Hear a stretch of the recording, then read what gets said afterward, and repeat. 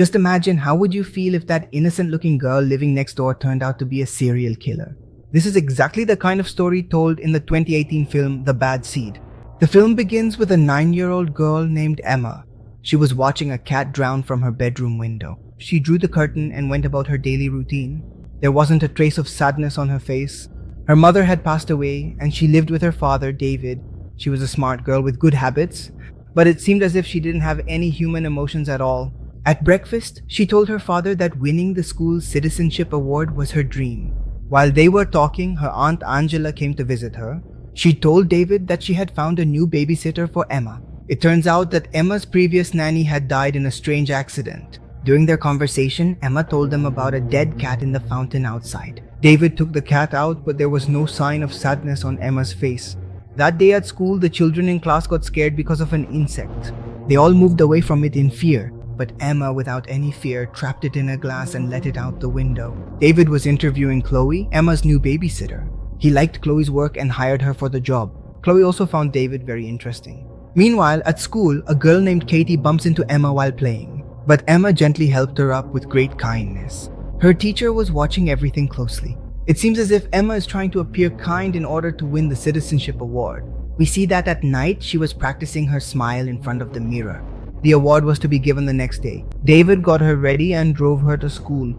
All the children and their parents were seated in the audience. Their teacher announced that a boy named Milo had won the award. Emma was very disappointed. When David talked to her about Milo winning, Emma said that she was the one who truly deserved the award and that Milo had no right to it. But when David looked at her angrily, she apologized. After a while, sneaking away from everyone, Emma took Milo to show him a nearby rock. When Milo asked her to go back, Emma moved towards him and suddenly the screen went black. Later, when Milo's parents asked her if she had seen Milo, she lied and said that she hadn't seen Milo for quite some time. Just then, two girls came running, screaming for help. Everyone rushed over and saw that Milo had fallen off the rock and drowned in the river. His father pulled him out and tried to save him, but he had already died. The next day at breakfast, David asked Emma how she was feeling, but she completely ignored the fact that one of her friends had died the day before. During this time, their new babysitter Chloe arrived at their house. Emma saw Chloe stealing some medicine from her father's room. Later, when they were watching a movie together, Emma asked her about the medicines. She promised that she wouldn't tell David anything. If Chloe did as she said, Emma told her to go get some ice cream. Chloe calls Emma a bitch, but still does exactly as she was told. The next day, a memorial was to be held for Milo. After the ceremony, everyone was crying, except for Emma. David spoke to Milo's parents and found out that his medal was missing too. They guessed that it must have sunk in the river. Suddenly, Emma also started crying. It seemed as if she was pretending to be sad in front of Milo's parents. When they returned home, David became a bit disturbed by Emma's behavior. When he was sorting Emma's clothes at home, we see that Milo's medal was actually hidden under her bed. David looks at the photos from the award day. He found Emma staring at Milo in several photos. He suspected that Emma had something to do with Milo's death. Later that day, Emma's teacher, Mrs. Ellis, and a police officer come to talk to David about Milo's death. According to Mrs. Ellis, someone saw Emma with Milo on the cliff before his death. Emma was listening to their entire conversation from behind the door. She pretended to fall on a flower vase and deliberately hurt herself so that she could distract everyone and end the conversation right there. Seeing Emma's injury, Mrs. Ellis and the police officer leave the place. While applying medicine to Emma's wound, David asks her if she was on the cliff with Milo. "Was I?" Emma replied. David says, "But Mrs. Ellis believes you were there." Hearing this, Emma was filled with anger and shouted that Mrs. Ellis hates her. The next day, Chloe went to their small house where David was working. She asked if she could smoke a cigarette there, but David refused because there were a lot of flammable things around. After that, Chloe took Emma outside the house for a walk. On the way, they both see Mrs. Ellis's car parked outside Milo's house. She was talking to Milo's mother. Chloe says that they are preparing a case against Emma. She knows that Emma has something to do with Milo's death, but Emma pretends not to know what Chloe is talking about. Even after returning home, they continued their conversation. Chloe says that if they find out what happened to Milo, they'll tie Emma to an electric chair and turn on the current. This scares Emma a little, but even then, she doesn't admit that she did anything. Later that day, Chloe was looking for Emma in the house. We see that the beehive outside the house is no longer there. Meanwhile, Mrs. Ellis leaves Milo's house and is driving somewhere in her car. Just then, a fly distracts her and she narrowly avoids an accident. She keeps driving anyway, and at that moment, the camera moves to the back seat behind her. There we see that a huge beehive has been placed on the back seat. Emma had put the beehive in the car to try to kill her teacher. Meanwhile, at home, Chloe found the medal under Emma's bed. She hung the medal from a lamp in David's room so that Emma could be caught. David was in his bathroom when Emma came into his room and saw the medal hanging there. She quickly took the medal down from the lamp and hid it behind her back. But by then, David had already seen her. He takes Emma to her room and starts questioning her. But then she lies and makes up a story that Milo himself gave her the medal while they were playing. To get all these thoughts out of his mind, David takes his car and goes out. On the way, he sees a car by the side of the road that had been in a terrible accident. He calls Angela and asks her to find a doctor for Emma. David starts having nightmares about Emma and Milo. The next day, Emma asks Chloe about putting the medal in David's room. Just then, David comes downstairs and asks Emma to come with him. He takes her to Milo's house so she can return the medal to his mother. Milo's mother doesn't quite understand but thanks them for returning the medal. Then she tells them that Mrs. Ellis has passed away. Her car had an accident because of bees.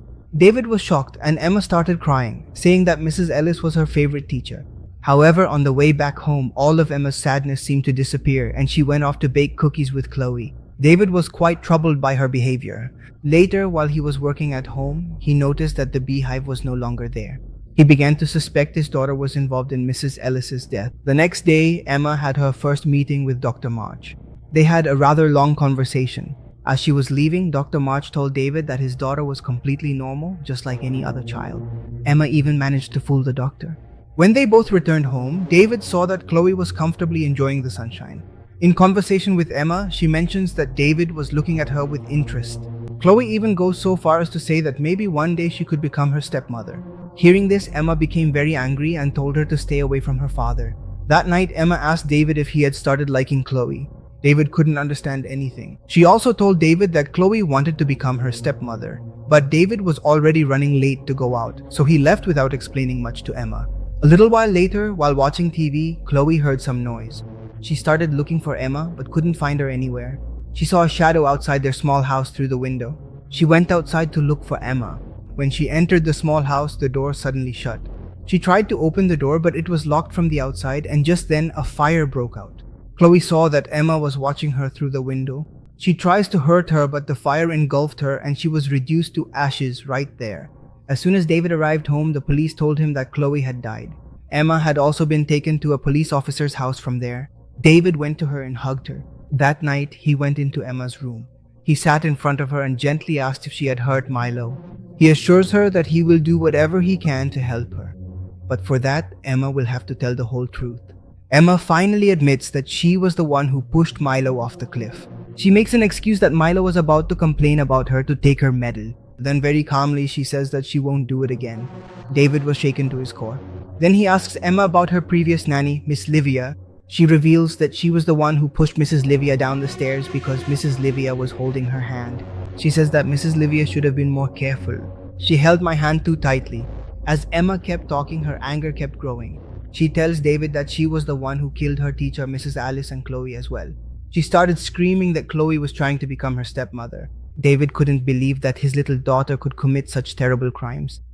The next morning, a police officer called David and said they wanted to meet Emma, but David made an excuse that she was sick at the moment. He went to his other house with Chloe for a few days.